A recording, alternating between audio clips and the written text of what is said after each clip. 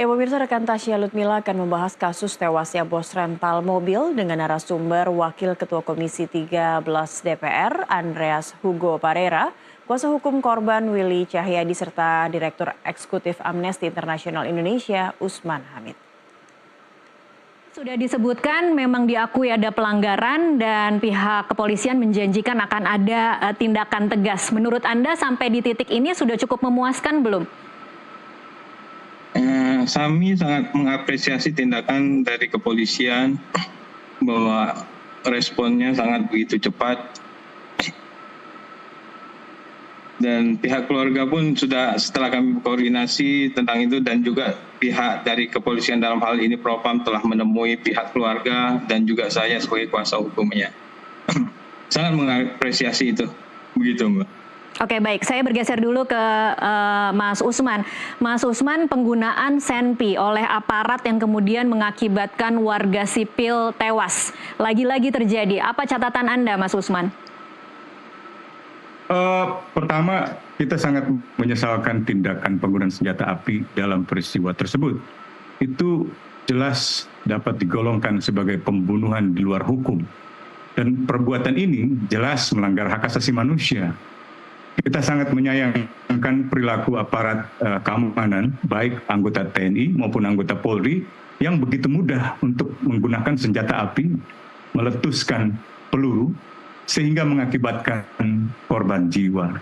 Tidak ada kondisi apapun di tempat kejadian perkara yang memperlihatkan bahwa pelaku benar-benar dalam kondisi keselamatan terancam. Baik, sehingga Mas Usman, bisa digunakan sebagai alasan membenarkan itu. Jadi kalau kemudian ada alasan bahwa yang bersangkutan bertugas sebagai ajudan sehingga ada senjata melekat, kemudian keadaannya mereka mengakunya ada pengeroyokan, itu tidak bisa diterima, Mas Usman? Saya kira harus diperiksa betul apa benar ada pengeroyokan itu. Kita sudah sering mendengar ketika seorang warga sipil tewas, lalu aparat memberikan penjelasan yang seolah-olah ingin membenarkan tindakan yang jelas-jelas salah atau ingin menghindari pertanggungjawaban. Entah itu korbannya dianggap tawuran atau korbannya dipandang menyerang dan seterusnya. Nah, perbedaan-perbedaan informasi tersebut justru menimbulkan tanda tanya yang harus segera dijelaskan secara terang benderang oleh aparat penegak hukum, dalam hal ini kepolisian. Karena tindakan ini ada di dalam lingkungan hukum pidana umum. Dan karena itu anggota TNI yang menjadi pelakunya harus tunduk pada jurisdiksi peradilan umum, dan pihak kepolisian tidak boleh ragu-ragu untuk mengambil tindakan tegas terhadap para pelakunya.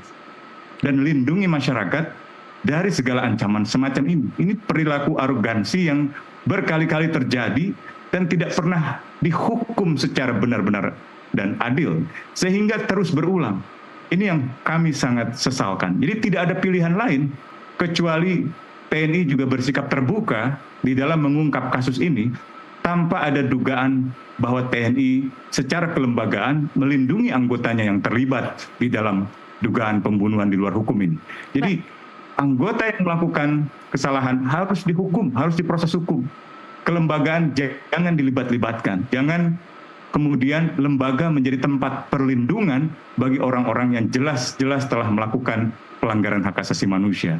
Jadi saya kira kasus ini menciderai awal tahun 2025.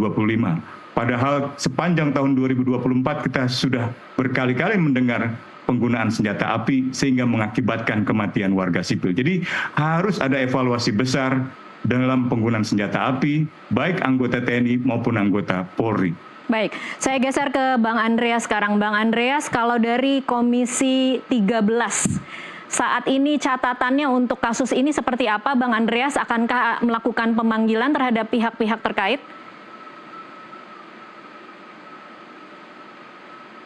Halo, Bang Andreas.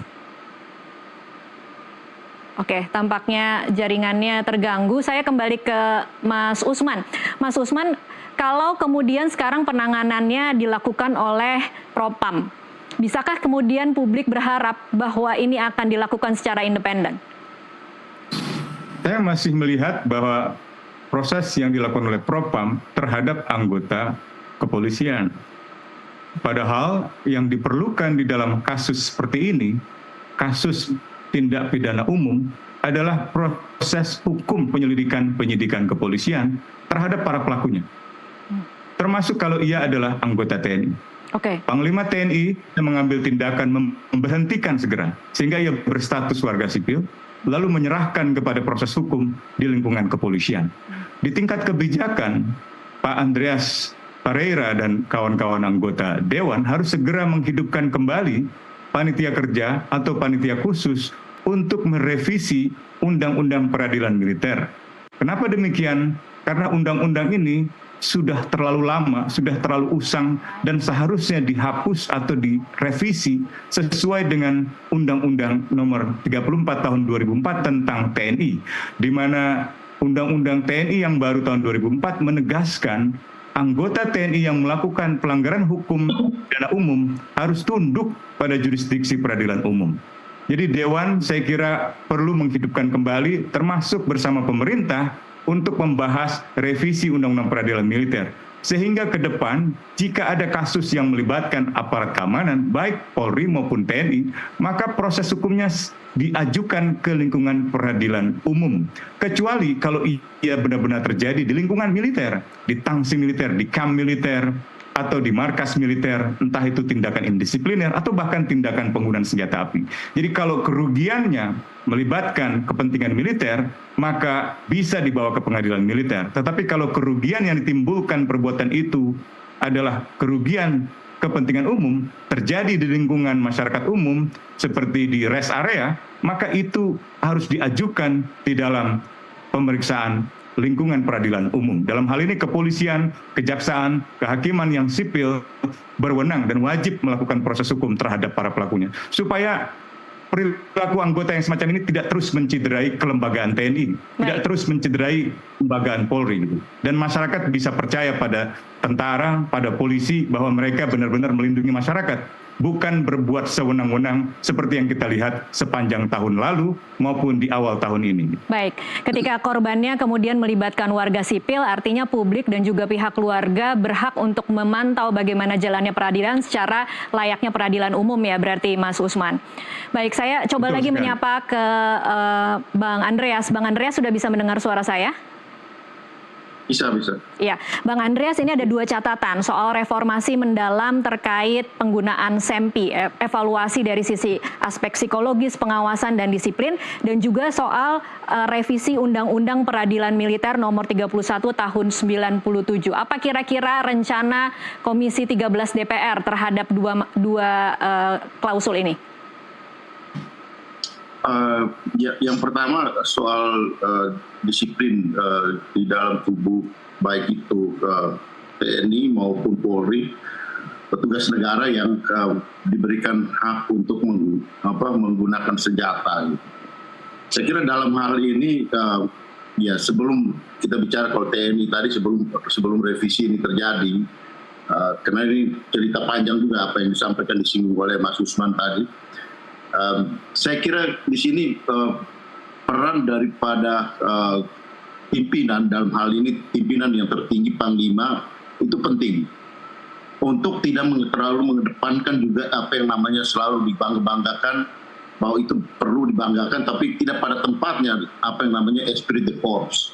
Kenapa? Karena selama ini seolah-olah ya kalau kesalahan itu terjadi di tubuh militer, tubuh prajurit, kemudian atas nama esprit de corps, kemudian ya mereka berupaya untuk melindungi.